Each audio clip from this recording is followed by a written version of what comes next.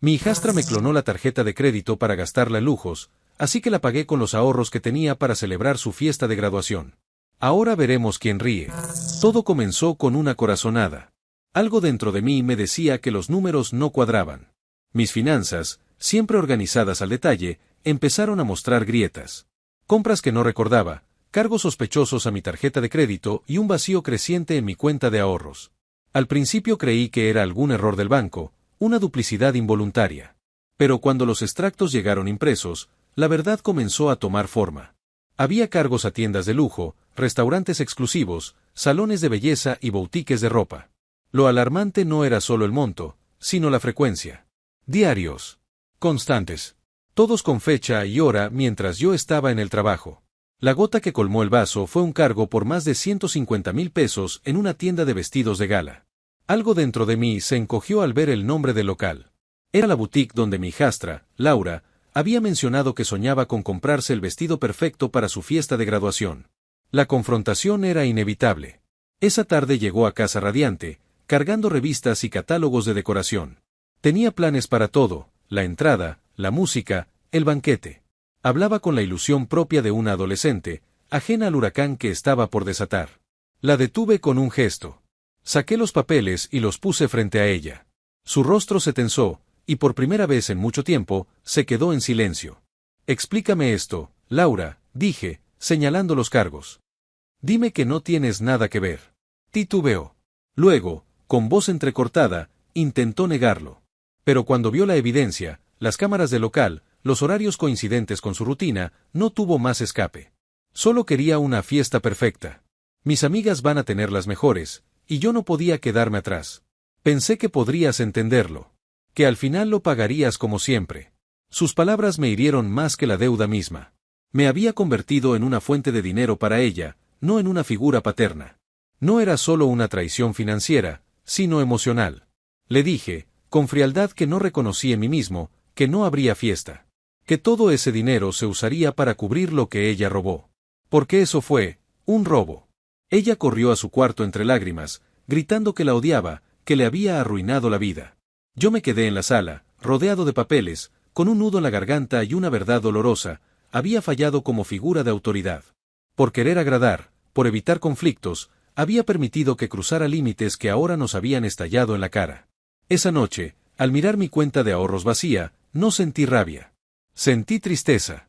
Tristeza por una joven que confundía amor con lujos, reconocimiento con extravagancia. Y por mí, por no haberle enseñado antes que los verdaderos logros no se compran, se construyen. Pero sabía algo, esto no terminaría así. Y aunque había perdido mis ahorros, había ganado una resolución. Iba a poner límites. Iba a recuperar el respeto, aunque doliera. Porque algunas lecciones, lamentablemente, solo se aprenden cuando el brillo superficial se apaga y queda la sombra del lujo como testigo del precio de nuestras decisiones. A la mañana siguiente del descubrimiento, el ambiente en casa era más tenso que nunca. Mi esposa, con el rostro endurecido por la decepción, le pidió a su hija que bajara al comedor. Hannah apareció sin rastro de culpa, con su cabello perfectamente arreglado y su celular en la mano como si nada hubiera pasado. ¿Puedes explicarnos esto?, le pregunté, dejando sobre la mesa un extracto bancario con los gastos exorbitantes que había hecho con mi tarjeta clonada. Ella lo miró de reojo y luego sonrió con desprecio. ¿Y qué? ¿No eres tú quien vive diciendo que el dinero no es problema? Las palabras me golpearon más fuerte que cualquier deuda. No era solo el dinero, era el abuso de confianza, el descaro y la total ausencia de arrepentimiento. Eso era para mi fiesta de graduación, agregó. Te ahorré el trabajo. Mi esposa no dijo nada al principio, pero yo sabía que por dentro su mundo se estaba cayendo a pedazos. Siempre la había defendido, siempre le dio lo mejor. Pero esa mañana, su silencio pesaba como plomo. ¿Y qué piensas hacer ahora?, le pregunté. Pues espero que pongas más dinero. El salón no lo van a reservar solo, dijo sin inmutarse, revisando su celular. Me puse de pie lentamente, tomé mi billetera del bolsillo trasero y saqué un sobre blanco que había preparado la noche anterior. Lo puse frente a ella.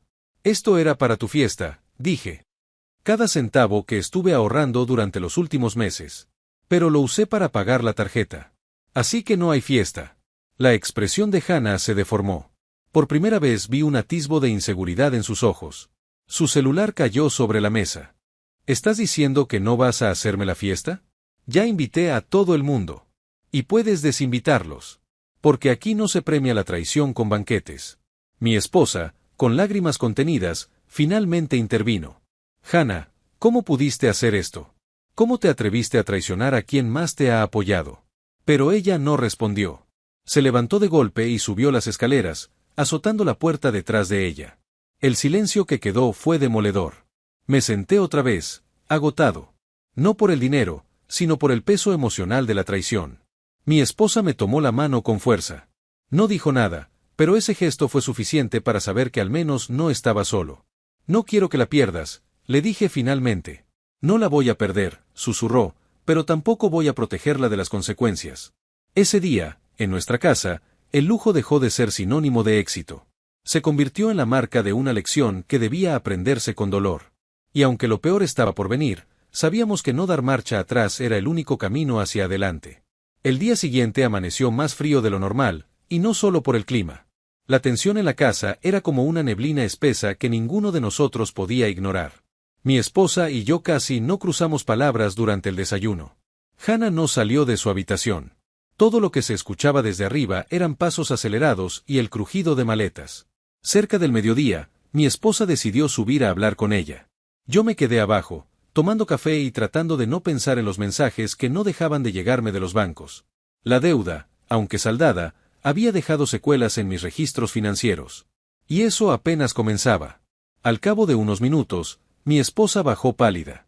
Está empacando sus cosas, dijo. Dice que se va a vivir con su padre. Me quedé en silencio. Sabía que era su forma de evitar asumir responsabilidades. Su padre biológico siempre fue permisivo, el tipo de hombre que, por compensar su ausencia, decía que sí a todo. ¿Y vas a dejar que se vaya así?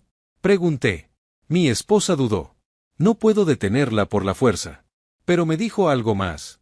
Dice que va a demandarte por difamación y abuso emocional. Sentí un golpe seco en el pecho. Me puse de pie, incrédulo. ¿Abuso emocional? ¿Por no financiarle su estafa? Eso le enseñó su papá, respondió ella con un dejo de tristeza. Que siempre puede voltear las cosas a su favor. En ese momento, Hannah bajó con 2 maletas y una mochila. Pasó junto a mí sin siquiera mirarme. Abrió la puerta y antes de salir dijo: «Te arrepentirás. No voy a dejar que me humilles así». Y se fue. Esa noche, recibimos una citación judicial. Efectivamente, Hannah me estaba demandando. Alegaba que el ambiente tóxico de la casa la había forzado a tomar decisiones impulsivas y que yo había actuado con violencia psicológica. «No puede ser», murmuré. «Esto es una locura». Mi esposa, en lugar de entrar en pánico, respiró hondo. «Entonces iremos hasta el final. No solo por ti, sino por ella. Porque si no aprende ahora, nunca lo hará». Durante los días siguientes, comenzamos a recolectar pruebas. Mensajes, movimientos bancarios, grabaciones de voz. Todo lo que mostrara la verdad. Cada documento, cada archivo, era como una herida abierta. Pero también era un escudo. No pensaba rendirme. Si quería llevar esto a una batalla legal, yo la enfrentaría con dignidad. No por venganza, sino por justicia. Y porque en esta casa, finalmente, se iba a respetar lo que tanto había costado construir, la confianza. El día de la audiencia llegó más rápido de lo que esperábamos. Me senté en la sala del tribunal con las palmas sudadas, repasando en mi mente cada paso que habíamos dado desde que descubrí el fraude de Hannah. Frente a mí, ella lucía tranquila, incluso arrogante. Su padre biológico estaba a su lado, dándole palmadas en la espalda como si fuera una víctima. La jueza entró y el silencio se apoderó de la sala. Cuando nos pidieron que expusiéramos nuestros argumentos, la abogada de Hannah pintó un cuadro tenebroso: un padrastro controlador, un ambiente opresivo, una joven confundida y víctima de abuso psicológico. Pero cuando llegó nuestro turno, mostré todo lo que habíamos reunido: capturas de las transacciones hechas con mi tarjeta, los mensajes donde presumía sus compras, las grabaciones donde mi esposa y yo discutíamos con ella sobre su falta de responsabilidad. Cada evidencia hablaba por sí sola. La jueza frunció el ceño. Hannah bajó la mirada por primera vez. Su padre, desconcertado, empezó a preguntarle en voz baja si todo eso era cierto. Pero la gota que colmó el vaso fue el video que mostramos al final, una grabación de la cámara de seguridad de la casa donde se veía claramente cómo sacaba mi tarjeta del cajón del escritorio, la fotografiaba y luego sonreía para la cámara antes de guardarla de nuevo. «¿Tiene algo que decir al respecto?», señorita Hannah? Preguntó la jueza con severidad. Hannah titubeó. Miró al suelo. Luego al techo. Y finalmente, se derrumbó. Solo quería que me vieran. Quería sentirme importante. Nunca pensé que llegaría tan lejos, sollozó. Mi esposa lloró en silencio. Yo me sentí tan aliviado como triste. Porque aunque la verdad había salido a la luz, el daño ya estaba hecho. La jueza decidió desestimar la demanda en mi contra y abrió una investigación por uso fraudulento de tarjeta de crédito en contra de Hannah. El padre, visiblemente afectado, pidió hablar conmigo afuera. No sabía. Yo pensé que estaba exagerando, pero ahora veo que la malcriamos demasiado. Me equivoqué, admitió con voz ronca. Ahora lo importante no es buscar culpables, sino asegurarnos de que aprenda de esto, respondí. De camino a casa, mi esposa me tomó la mano. Gracias por no rendirte. Aunque dolió, era necesario. Lo que duele no siempre es malo, respondí. A veces es la única forma de sanar. Esa noche, dormimos en paz por primera vez en semanas. Y aunque el camino aún no terminaba, sabíamos que la verdad, al fin, se había abierto paso. Una semana después del juicio, la casa estaba más silenciosa que nunca. Hannah había sido enviada a vivir con su madre temporalmente mientras comenzaban las sesiones de terapia ordenadas por el tribunal. Mi esposa seguía lidiando con el dolor emocional, pero también comenzaba a ver con más claridad los errores que ambos habíamos cometido como padres. Esa mañana, recibimos una carta del banco. Confirmaban que la deuda derivada del uso fraudulento de la tarjeta de crédito no recaería sobre mí, y que las autoridades bancarias trabajarían directamente con los abogados del caso para responsabilizar a Hannah. Fue un alivio inmenso, pero también me hizo reflexionar sobre lo frágil que es la confianza en una familia ensamblada. Más tarde, mi esposa y yo decidimos tener una conversación honesta. Nos sentamos en el jardín, donde todo había comenzado aquella tarde en que descubrí la clonación de mi tarjeta. Había tensión en el aire, pero también una necesidad profunda de sanar. ¿Crees que algún día podremos perdonarla por completo?, me preguntó mi esposa, con la voz quebrada. No lo sé, respondí con sinceridad. Pero creo que si no empezamos por entenderla, jamás llegaremos a ese punto. Esa misma tarde, Hannah nos llamó. Su voz sonaba diferente, más baja, sin la arrogancia habitual. Nos agradeció por no haberla abandonado por completo y pidió disculpas. No intentó justificarse. Solo escuchó. Fue un paso pequeño, pero sincero. Los días pasaron y, poco a poco, la casa volvió a la normalidad. Cancelamos la fiesta de graduación, por supuesto, pero no lo hicimos con amargura. Le explicamos a los familiares y amigos cercanos que la situación familiar requería atención, no celebraciones. Muchos lo entendieron. Otros no. Pero eso ya no importaba tanto. Hannah comenzó su tratamiento psicológico y se inscribió en un programa de voluntariado comunitario como parte de su proceso de restitución. Cada viernes nos enviaba un informe de su progreso. A veces incluía dibujos o reflexiones personales. No era perfecto, pero mostraba esfuerzo. Tal vez sí hay esperanza para ella, dijo mi esposa una noche, mientras leíamos juntos uno de los mensajes. La hay, afirmé. Pero también tiene que ganársela.